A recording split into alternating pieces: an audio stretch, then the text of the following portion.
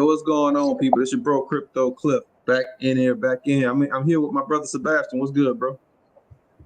Doing all right. How about yourself? Doing great, man. Doing great. Got a couple of the other BBA members that are getting ready to jump on in a second as well. So tonight is a special topic. It's a very, very special topic. I'm live on multiple different streaming sources now, and I'm also live in the BBA right now as well too. So we got 6 people actually watching. Today's subject is it's going crazy. Things are crazy right now, right? So I was listening to this economist earlier, Cruz Profits. What's going on? Hey, how are you? I'm doing well. I'm doing well. We got the BBA in the house. So tonight is all about the way the economy is going right now. So I was listening to analysts earlier on CNN talking about that in order for a person to afford a house now, and the median house cost now in America is $400,000, which is crazy in itself. But in order for a person to own a house, to buy a house right now, they have to at least make $120,000 a year. $120,000 a year. What y'all think about that? That's what we're talking about. Jet, what's going on, bro? Go on, man. Just sitting here, how to get situated. Yeah, that's what's up. But yeah, in order for a person to own a house, to have home ownership, they have to at least make $120,000 a year. Now, and here's the crazy part: they have to have almost no debt now. So they have to have almost no debt. Yeah, what? I just have to say that's preposterous. It doesn't even make sense. I feel like if you're logically thinking about everything, they're definitely setting people up to get them under stress even more and buy more products on how to clear their debt, but then they want to create a cycle because they know they can't do that because they've already conditioned the American people to have and thrive on debt. So that doesn't even make sense. I think it's just they're just creating more obstacles, more reasons for people not to own anything. Exactly like George Soros said, Yeah, it's crazy. Like, here's the crazier part about that whole statement too. And I mean, they went to the analysis and broke everything down to, what's going on in the economy now versus 10 years ago versus 20 years ago. And here's the crazier part about that. Do you know the average working person in America only makes around like maybe $47,000 a year? $47,000 on the high end. So if the average, I'm talking about 87% of people who are the working class makes $47,000. Anywhere between $47,000 and $53,000 annually. So if that is the average for the average American, that's not even half of what you need to purchase a home. That's crazy. It's not even half. Not only that, most people have all types of debt, especially when it comes down to student loans. So if you have to have zero debt, I'm talking about zero debt to purchase, the average price for a home now is $400,000. It's basically, like you said, it's setting us up to fail. It's setting people up to fail. It's setting people up to have that American dream completely snatched away from you before you even get started. What's your thoughts on that? I feel like that is going to, it's probably going to keep people in apartments. A lot of people, because you need a place to stay regardless. So you have a lot of people that will remain in apartments, and then you'll probably have a lot of people who lower their standards. So the ideal house or property would be in that $400,000 range, and maybe it's one of those where you take on a less desirable house in a less desirable neighborhood just to say that you own a house, whatever, because it'll end up costing less, but it will require like people lowering their standards just based on their earning potential. Good point. Stay in a more or less desirable place, but the thing I'm looking at now is there's only a certain amount of places for people to buy those houses that's still in the $250,000 range. Like, I'm in Metro Atlanta. I remember, look, not even 6 years ago, you could buy a nice house for $200,000 in Metro Atlanta. Now, for the house that I own in Metro Atlanta, Well, the houses I own in Metro Atlanta, those houses, the equity is going up crazy, right? So I mean, right now, for you to have the same type of house I have, my house like my house in North Atlanta, that house is almost 700,000 now compared to what I paid for, which is almost half of that, right? So it's really setting people up for them to really, really fail. And that American dream is not a dream anymore. It's starting to turn into a nightmare. Now, thinking about it as well, it does kind of help out a certain people, those who decided to become landlords. This actually props them up really well, just because you're gonna have more renters than buyers, Mm-hmm. pretty much. Oh, yeah, absolutely. We're going into renters markets. And that's another reason why I'm thinking, I was wondering why all the apartment complexes were going up in Metro Atlanta now. Like they're building apartment complexes like crazy. And it's because we're going into that renters market. We're going into that renters market. More people are moving out of their homes, moving into apartments now. Which But fits directly. What?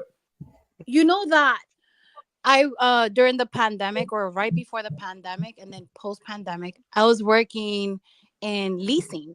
And what I noticed most, like the most prominent thing that I noticed post pandemic, was that people, and I'm talking about, these are I spoke to this one lady. She was a partner at a law firm, and she decided to sell her condo down in South Beach, but further down South Beach, I think it is.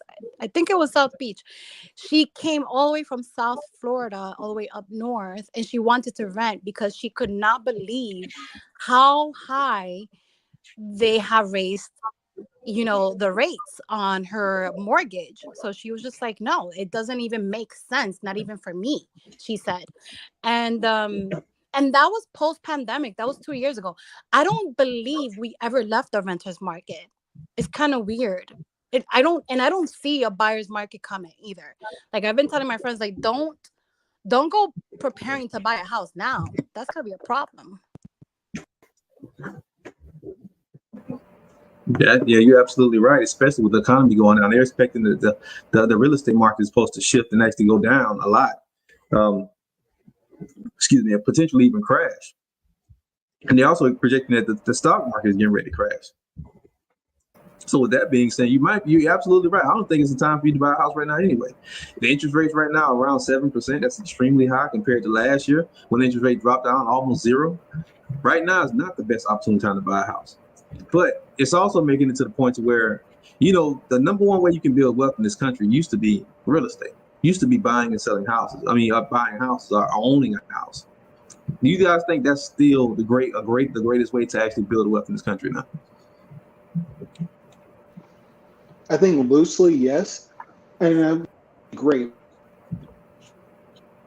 Mm-hmm. All right, anybody else? Do you think buying and selling a house is the best way to build wealth? No, I don't think it's a great way. I think it's a okay way if you've already if you have the almost like the requisite funds. So like I live in Colorado. I live in Colorado Springs, heavy military community. Both of my neighbors are currently in the military, and both of them have multiple homes in other states from their last duty station. So therefore, one house is paying their mortgage here, another house is literally just giving them money. You know what I mean? So it's not a great way, but if you can find a way of having, honestly, multiple homes, that's the only way it's going to work. Yeah, absolutely. I definitely agree with that one. Having multiple spots and having multiple incomes coming from multiple different streams. Absolutely. That can definitely help you build wealth. What are a few other, we got quite a few people on today. What are a few other ways, in you guys' humble opinion, what are a few other ways you can actually, some things you can actually do to help you build wealth, especially with this economy going down the way it's going down right now? I mean, I would say really get into tech, right? Get into understanding Web3, understanding how to start your own digital products to sell by using AI technology, getting all into OpenAI. There's so much in there. Like, when I mean, there's just so many different tools that is just making it so simple for people to like really create multiple businesses and sell online with a very low overhead cost. And I think that that's the best way for people right now to really rely heavily on the kind of tools that tech is giving us right now. Because otherwise, if you weren't already a landlord, this is not the time. No, I definitely agree. Especially if, like Jet said, if you don't have the capital to put up to have multiple different houses, it's not really the time for you to dive into real estate. Now, I would actually combat that by saying that I think this is a great time for you to dive into commercial real estate, though. Commercial real estate can be that next move. What are your thoughts on that?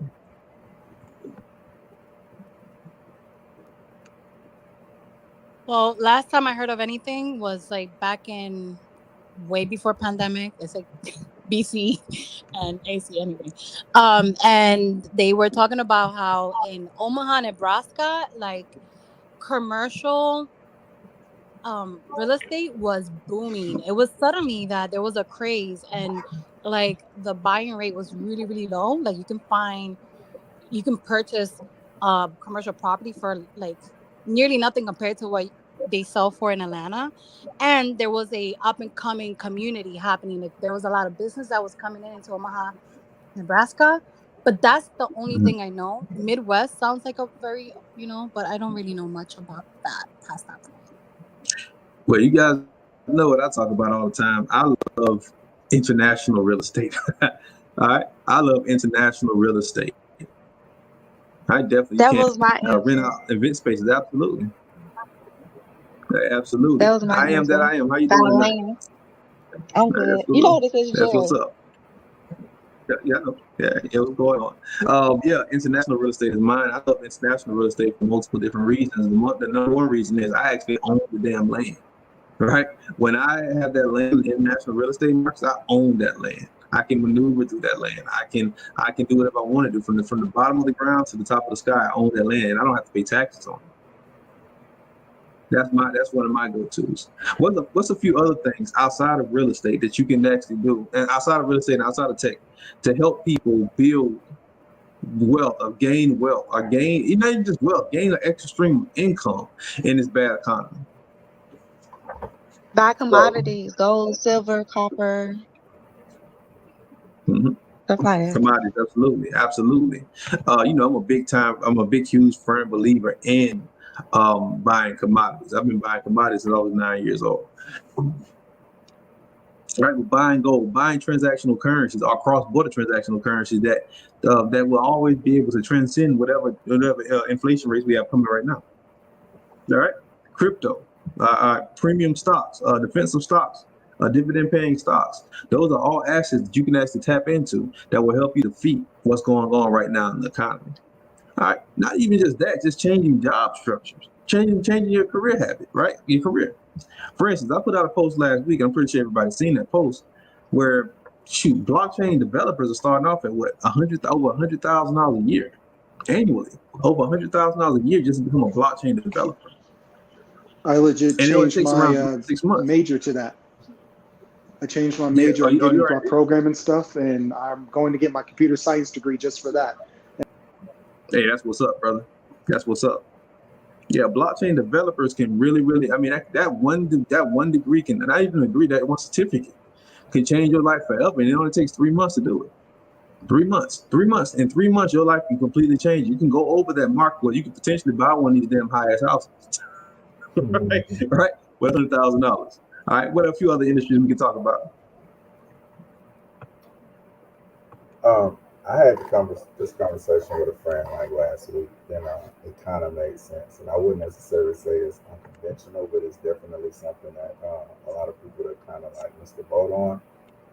He said that he felt like trades was, because it's all sales and it's all business anyway, but he felt like trades like electrician, HVAC, and like some of those I don't want to say smaller low end trades, but some of those kind of like forgotten trades, just because more people are shifting towards college now, they're becoming more and more in demand because there are less people that are actually going down that path. But still, we always need electricians. Still, we always need like our ACs repaired and stuff like that. So that was something that he kind of brought up, and even having an HVAC business where they go out and they do repairs and stuff like that, because the cost of repairs is going to increase on just about everything. It's just because of the economy. And when you're in demand, you basically get to almost like dictate that cost. And people are not going to too much turn you away if they need their AC fixed, or if they have a electrical shortage in the house that they need someone to fix so they can get back to their normal standard of living. So basically, you're solving a problem that we don't need to, that needs to get fixed regardless. Right. Trades that solve real world problems. Absolutely. Right. Absolutely. Yeah. Something you can do with your hands, something a robot can't do. AI can go fix a toilet. Right? AI can't do it like the electronic work in your house, right? So something that AI can't take over. All right, that's what's up. All right, so we want to jump on real quick tonight just to kind of talk. We're going to start doing a lot more of these lives. I want to kind of share at least one time a month, share the conversations that we have inside the Blockchain Bureau Academy. Right, we have some dope conversations, especially on Sunday nights. So one Sunday a night, one Sunday a month, we're going to jump on like this and do a Sunday class. Y'all cool with that? Sounds I'm good. down. So yeah, absolutely. Jump on here, have some conversations. Y'all can meet some of the personalities that we have in the Blockchain Bureau Academy. We do some dope stuff in the BBA, and I want to share that with the world every now and then. We can't give y'all too much. We give y'all a little bit. All right. Well, anyway, I just want to jump on tonight to say this is crazy. It's crazy that now that the top 2%, are the only ones who can afford a medium house done, right? A medium house. If you look around your city, I want everybody in the chat box, people who see this video later on, I want you to put in your city. If you're seeing apartment complexes go up like crazy in your city, just put in the chat box. Yeah, I'm seeing it. Right here in Metro Atlanta, they're going up like crazy. Not only are apartment buildings going up like crazy, new apartment construction, but they're building whole neighborhoods just for renting purposes now in Metro Atlanta. Right. So we're going towards that renters market. And I think we've been in the renters market for a while. So I want everybody just to take heed and pay attention to what's going on in our surroundings, because it's ready to be bad. All right. So BBA members, do y'all have anything else that y'all want to talk about before we jump off today? Yeah, I was going to say, and on the flip side of that, you would think that it's bad for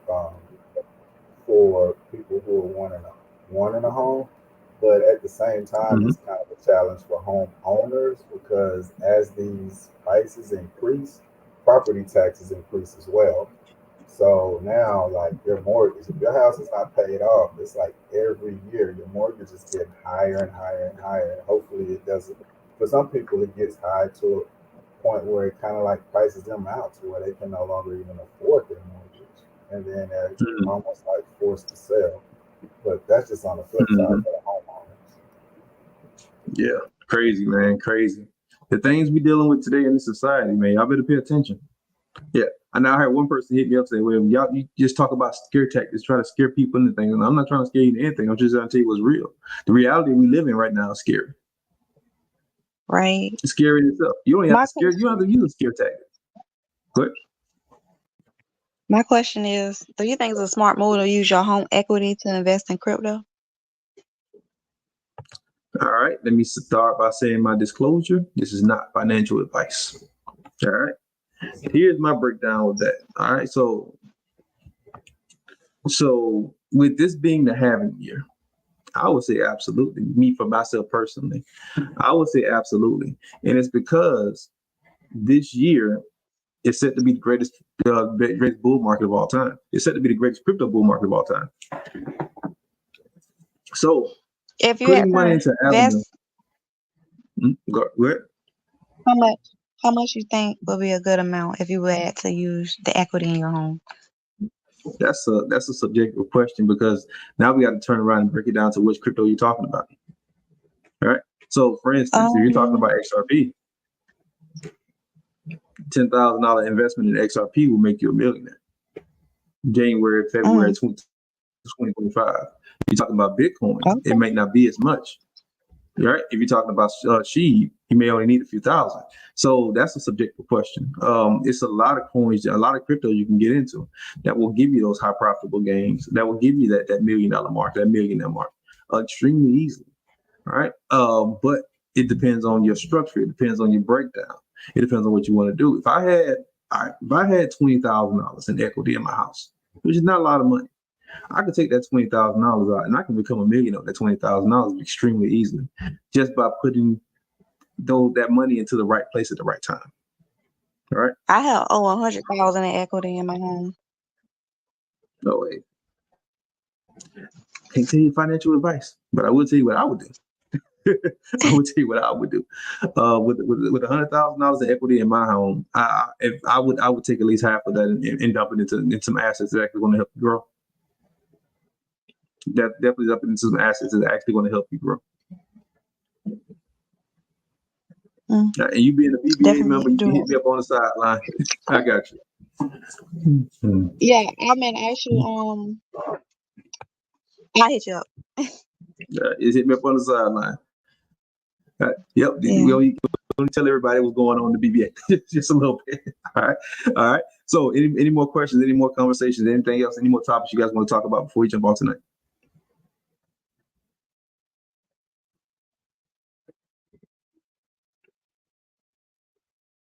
All right. Well, thank y'all for joining on. This is the BBA. We're going to be doing this one Sunday a month, jumping on and talking about different topics.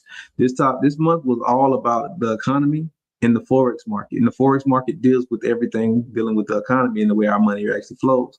So one of the topics for the Forex market was how is the economy flowing when it comes down to the real estate market. All right. So tonight was all about that. The next time we jump on, we're going to be talking business credit. All right. So if anybody doesn't have anything else before we got to say, we can go ahead and jump off now. And hey, if you want to join the BBA, let me know. I can shoot you the link. Let's get it. Peace.